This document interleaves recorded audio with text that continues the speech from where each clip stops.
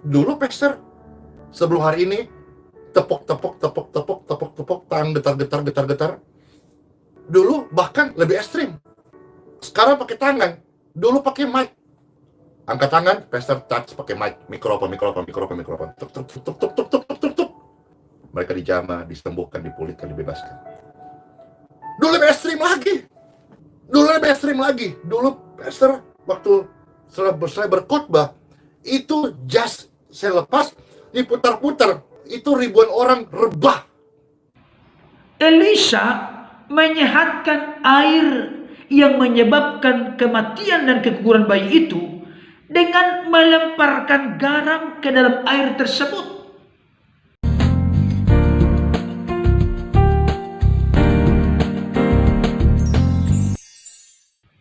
Shalom. Salam sejahtera dalam kasih Tuhan kita Yesus Kristus. Jumpa kembali dengan saya, Pendeta Berton Nababan. Saya menyapa Bapak Ibu Saudara dimanapun berada. Apa kabarnya? Saya berharap dan berdoa Bapak Ibu Saudara dalam keadaan sehat, tetap semangat, tetap bersukacita, dan jangan lupa bersyukur kepada Tuhan, sebab itulah yang dikehendaki oleh Allah di dalam Kristus Yesus bagi kita. Bapak Ibu Saudara yang dikasihi oleh Tuhan, pada kesempatan ini saya kembali akan membahas masih tetap berkaitan dengan pelayanan dari hambanya Pastor Andi Simon. Saya merasa sangat senang, bangga, bersemangat dan bersukacita untuk membicarakan atau memperbincangkan pelayanan dari hambanya Pastor Andi Simon. Oleh karena apa, saudaraku? Saya memiliki satu penekanan khusus. Beliau ini memberikan contoh dan teladan secara pribadi kepada saya. Dan tentunya saya berharap dan berdoa kepada banyak orang Kristen, baik secara lokal, nasional maupun internasional. Apa itu? Pastor Andi Simon, saya perhatikan ada sesuatu yang unik yang menjadi ciri khasnya, dan beliau berfungsi secara maksimal di tengah-tengah keunikan, kekhususan, karunia, talenta, dan potensi yang Tuhan karuniakan dan percayakan kepadanya. Semuanya tentunya terjadi bukan seperti semudah membalik tangan, tapi ada harga yang harus dibayar, ada proses panjang yang harus setia di dalam melakukannya. Beliau selalu punya moto untuk setia di dalam perkara-perkara kecil, maka Tuhan akan mempercayakan perkara-perkara besar. Itu bagian dari firman Tuhan. Dan yang paling luar biasa, menyentak, dan memberkati kehidupan saya. Ketika beliau membuat satu pernyataan, saya bukan sekedar membagikan teori, konsep, doktrin, dan ajaran, tapi saya membagikan kehidupan Yesus. Saudara, tidak mungkin seseorang bisa memberikan permen kepada orang lain kalau seseorang itu tidak punya permen. Ketika dia punya permen dan hendak memberikan kepada orang lain, maka itu masuk akal. Demikian juga dengan hambanya Pastor Andi Simon. Beliau sudah memiliki hubungan yang intim, indah, mesra, karib. Dan itu bukan hanya pada saat-saat tertentu, tapi sudah merupakan sebuah komitmen, kesukaan, dan kesenangan untuk membangun mezbah kepada Tuhan, khususnya secara pribadi. Ada pujian dan penyembahan yang dinaikkan kepada Tuhan. Ada rasa lapar dan haus akan kebenaran firman Tuhan. Di dalam bagian sebelumnya saya sudah membahas hal itu. Bapak Ibu Saudara silakan menyaksikan dan mendengarkannya. Ternyata rahasia kuasa Tuhan bekerja dengan dahsyat dan luar biasa di dalam hidupnya dan melalui hidupnya dalam buah pelayanan. Jelas terlihat oleh karena sudah punya hubungan yang indah, mesra, dan dekat dengan Tuhan.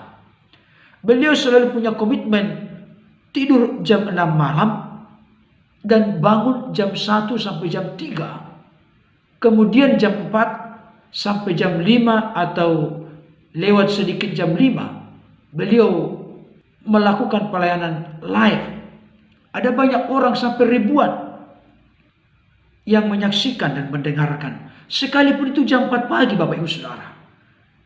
Ini merupakan satu fenomena yang perlu kita soroti dan perhatikan. Ada apa di balik semua ini? Beliau sudah membongkar segala sesuatunya. Beliau bukan seperti seorang yang menjadi guru silat. Saya mendengar kalau guru silat itu punya ilmu 10, maka yang diberikan kepada muridnya maksimal 9.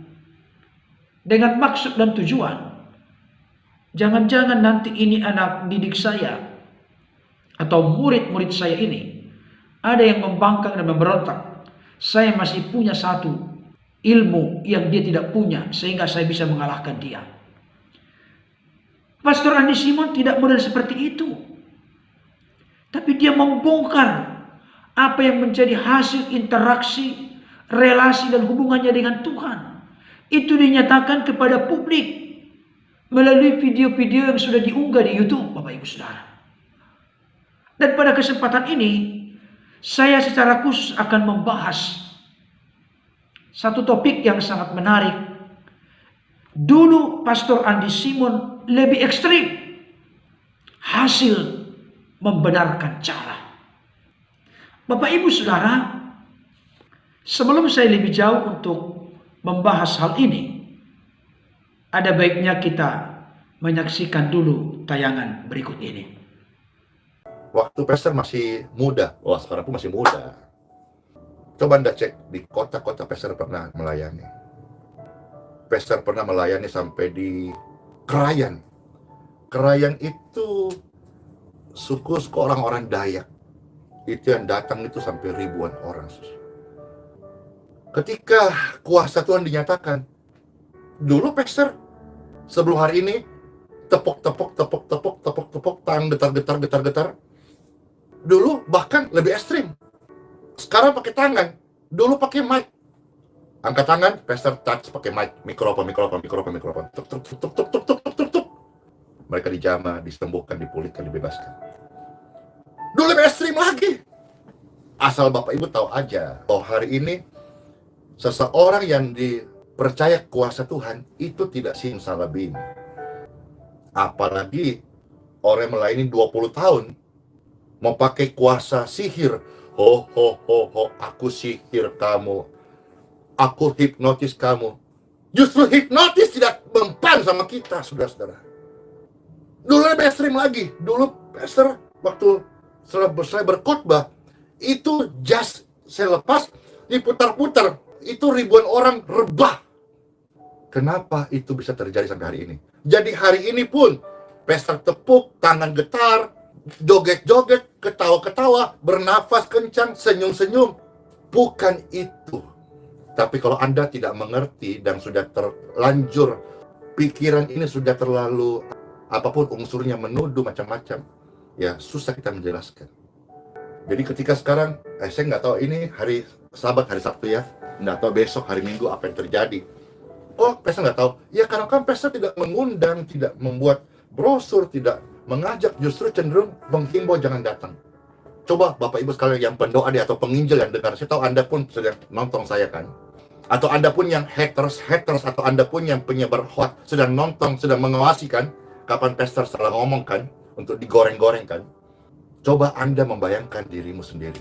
Saat Tuhan mempercayakan Anda mendoakan dosa banyak dulu, 100 orang. Kira-kira gayamu gimana? Apa masih pakai gaya doa syafaat sebelum makan? Jangan-jangan kau punya ciptaan yang baru lagi. Dan nanti dia trending. Ciptaan baru, pendoa jalanan, wis. Dan pastor tidak perlu pikirkan itu dan tidak perlu untuk mengkoreksi siapapun karena hidupku hanya memberkati. Kalaupun saya lihat aneh, ya sudah, itu mungkin memang DNA-nya atau mungkin warnanya yang Tuhan kasih. Bisa dipahami Bapak Ibu terkasih. Baik Bapak Ibu Saudara, tadi kita sudah menyaksikan dan mendengarkan khotbah, renungan dan pernyataan dari hambanya Pastor Andi Simon. Ternyata beliau membongkar dan membuka seluas-luasnya, begitu terang benderang, bahwa dulu ternyata pelayanan beliau lebih ekstrim lagi, tanda petik lebih aneh lagi, seperti respon dan tanggapan orang-orang yang suka mengkritik, orang-orang yang suka menyatakan sesat pelayanan dari hambanya Pastor Andi Simon. Beliau dulu menyuruh orang-orang yang dilayani mengangkat tangan sambil ditepuk pakai mic. Tok tok tok tok tok. Saudara dikasihi Tuhan, ternyata mereka mengalami jamahan Tuhan. Mereka disembuhkan, mereka dibebaskan dan dilepaskan dari ikatan roh jahat, kuasa-kuasa kegelapan. Beliau juga pernah membuka jasnya, kemudian jas itu diputar-putar. Ada banyak orang rebah dan mengalami lawatan dan jamahan Tuhan. Saudaraku, jadi kalau sekarang ini beliau dengan ciri khas, keunikan dan kekhususan yang melekat pada beliau dengan cara tepuk-tepuk tangan, dengan cara getar-getar, joget-joget, ketawa-ketawa, bernapas kencang, senyum-senyum, dan lain sebagainya. Itu merupakan cara yang unik diterapkan oleh hambanya Pastor Andi Simon dalam pelayanannya. Tetapi dari semua yang dilakukan dan dikerjakan ini, ada banyak tuduhan yang diarahkan kepada Pastor Andi Simon. Ada yang menyebar hoax, ada yang menjadi haters, ada yang suka menggoreng-goreng cara beliau untuk menangani banyak orang, untuk mendoakan ratusan bahkan sekian banyak orang. Maunya orang-orang yang suka nyinyir, suka fitnah, suka ngegosip, suka menyalahkan, suka membuat pernyataan itu sesat. Pastor Andi Simon melipat tangan, kemudian berdoa, "Ya Bapa, mohonlah belas kasihan-Mu, jamahlah orang ini, pulihkan dan sembuhkanlah." Saudaraku, berulang-ulang beliau menyampaikan itu doa model Yesus di Taman Getsemani, Yesus di tempat yang sunyi, Yesus di bukit. Tapi ada saatnya Yesus turun dari bukit, keluar dari mesbah doanya, dan dia menghardik roh jahat, setan, kuasa-kuasa kegelapan, dan dia muncul belas kasihan untuk menjamah dan melawat orang lain, memulihkan, menyembuhkan orang lain, yang buta melihat, yang tuli mendengar, yang kusta menjadi tahir, yang lumpuh berjalan, bahkan yang mati dibangkitkan. Demonstrasi kuasa itu nyata. Bukan lagi model seperti doa syafaat, doa pribadi di dalam kamar. Bukan, saudaraku. Saya akan tunjukkan beberapa contoh dari Alkitab, di mana hasil membenarkan cara. Sekalipun kelihatannya aneh, ekstrim, tidak seperti biasa. Tapi coba kita melihat bagaimana hasil daripada apa yang dilakukan, diperbuat dan dikerjakan. Misalnya, saya ambil 3 contoh dari Perjanjian Lama. Ada banyak sebetulnya Bapak Ibu Saudara. Tapi saya ambil contoh dari Musa, Elia, dan Elisa. Musa pernah dalam sebuah kesempatan bangsa Israel bersungut-sungut oleh karena mereka mengalami kehausan. Mereka tiba di Mara. Memang ada air, tapi air itu pahit, sehingga bangsa ini tidak dapat meminumnya. Akhirnya mereka bersungut-sungut kepada Tuhan, bahkan bersungut-sungut kepada Musa. Maka ada sesuatu yang unik dan menarik, di mana air yang pahit itu akhirnya menjadi manis. Dengan Tuhan memberikan keunikan dan petunjuk yang jelas kepada hambanya Musa, dengan melemparkan sepotong kayu ke dalam air yang pahit itu, akhirnya air yang pahit itu pun berubah menjadi air yang manis. Saudara, caranya bagaimana? Dengan melemparkan sepotong kayu ke dalam air. Ini secara pikiran manusia tidak masuk akal. Tapi itu yang dilakukan. Hasilnya, air yang pahit menjadi air yang manis. Yang kedua, Elia. Satu ketika ada seorang janda di Sarfat. Dan ketika terjadi kekeringan di tengah-tengah bangsa Israel, di bawah kekuasaan atau kerajaan Raja Ahab, 3,5 tahun tidak turun hujan, terjadi kelaparan, terjadi kekeringan, Tuhan memerintahkan hambanya untuk pergi ke sungai Kerit. Dan Tuhan mensuplai, memelihara hambanya ini dengan seekor burung gagak yang mengantarkan roti dan daging baik pagi maupun sore hari.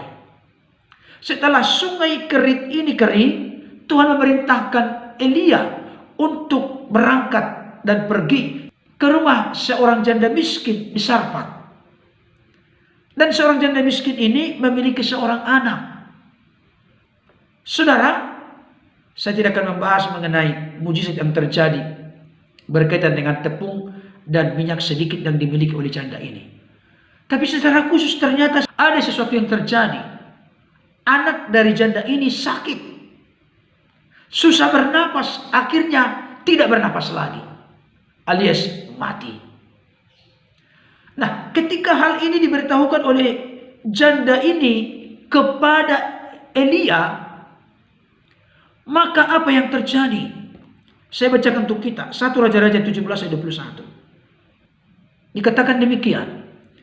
Lalu ia mengunjurkan badannya di atas anak itu 3 kali dan berseru kepada Tuhan, katanya, "Ya Tuhan, Allahku, pulangkanlah kiranya nyawa anak ini ke dalam tubuhnya."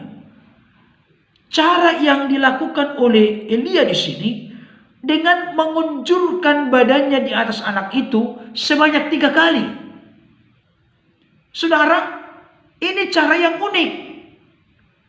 Bisa dikatakan ekstrim dan aneh. Tapi hasilnya, anak ini kembali dibangkitkan dari antara orang mati. Berikutnya, Elisa. Yeriko itu letaknya baik. Tapi ada masalah yang terjadi di tengah-tengah kota Yeriko. Apa itu? Terjadi keguguran bayi, bahkan kematian. Oleh karena air di Yeriko itu tidak baik, tidak sehat. Apa yang terjadi?